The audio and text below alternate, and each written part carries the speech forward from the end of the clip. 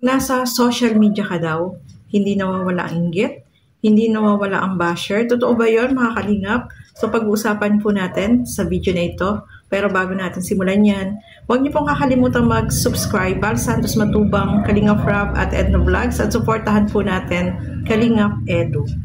So eto nga mga kalingap, alamin natin ano kaya yung masasabi ni Kalingap Edu about dito sa mga nambabas sa kanya. Tara, panoorin po natin ang video na ito. Okay lang yan, sanay na ako sa bashing. Manhid na. Kung kayo mag-alala sa akin, okay lang po, hayaan yung mga bashing na yan.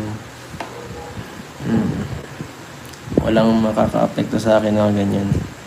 Mga nakaka-apektong bagay lang sa akin pag mga importanteng tao nang nag-bash sa akin, doon lang ako natatamaan ng doon lang tayo makakaramdam ng ng sakit. Syempre sa importanteng tao, expected mo iba di ba? Pero yung walang magawa, no, ignore lang yan. So eto nga mga kalingap, alam natin kapag nasa social media tayo, kapag sikat tayo, marami talaga yung may inggit. Isa na yan, yung inggit, no? Kaya nababas o mayroong naninira, mayroong gustong pabagsakin tayo, at mayroong sobrang inggit. Nainggit, sobrang inggit. May ganun tao, no, mga kalingap. So sa social media, hindi natin mapiplease lahat ng mga nanonood sa atin.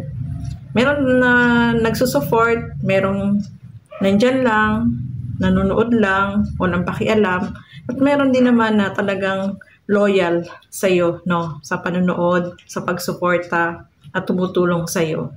Pero ang tanong, bakit may mga basher? Bakit may nambabas dito kay Kalingap Edu? Ano yung kanilang motibo? Bakit kailangang ibas nila si Kalingap Edu? Nakakatulong ba sila kay Kalingap Edu? Nakakapagbigay ba sila? Tumutulong ba sila sa mga pagcha-charity na ginagawa ni Kalingap Edu? Yun ang tanong natin, no, mga Kalingap.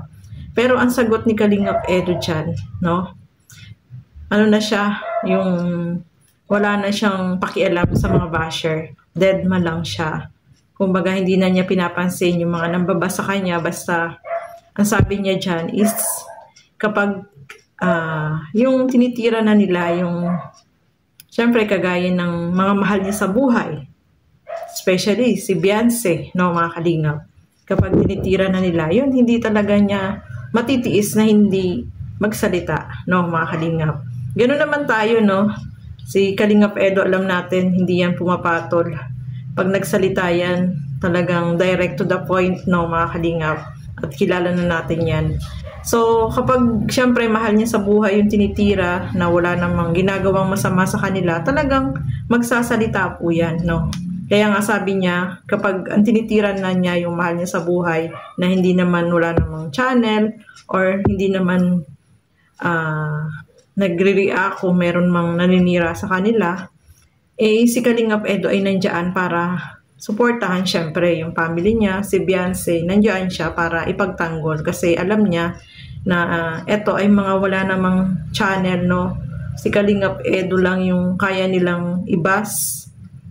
At si Kalingap Edu naman ay nandiyan lang, hindi naman yan pumapatol ng mga kalingap. Pero pag family na talaga, yun, talagang hindi na mapipigilan ni Kalingap Edu na magsalita at pagsabihan, syempre yung mga nambabas sa kanya o sa family niya o kay Beyonce, no, mga kalingap. Kasi kapag ganyan kasi na apektado tayo, no. Syempre, hindi naman sila makakasagot, wala naman silang mga channel. Kahit si Beyonce, no, tahimik lang. Kahit maraming naninira sa kanya, nambabas sa kanya, hindi niya talaga pinapatulan.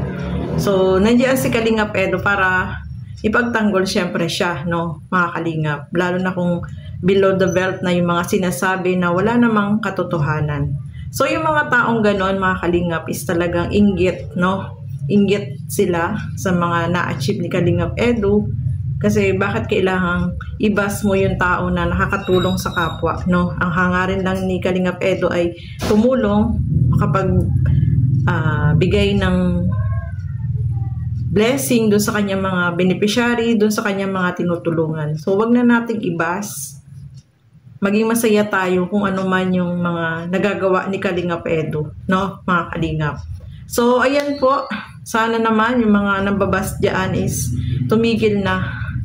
Wag na nating idamay pati pamilya ni Kalingap Edo o si Beyonce. Wag na nating idamay kasi wala naman silang kinalaman at saka wala namang ginagawang masama itong si Kalingap Edo. Bakit kailangang ibas nyo? Dapat supportahan nyo na lang, no? Doon sa mga basher dyan. Siguro inggit lang kayo kasi yung achievement na nakukuha ni Kalingap Edo ay talagang siksik, liglig at umaapaw, no? Nandiyan si Beyonce na talagang alam natin na nandiyan nakasupport at yung family ni Beyonce ay nakasupport din kay Kalingap Edo. So ayan po mga Kalingap, maraming salamat po sa inyong walang sawang panonood at pagsuporta dito sa aking mga ginagawang reaction video. Suportahan po natin Bal Santos Matubang, Kalingap Rob at Edna Vlogs at syempre support po natin Kalingap Edo. At ang inyong lingkod, Gandang Emmy. Sa mga hindi pa po nakapag-subscribe, please subscribe and please hit the notification bell para lagi po kayong updated sa aking mga ina-upload na mga reaction video. So hanggang dito na lamang po muna. Bye-bye and God bless po sa atin lahat.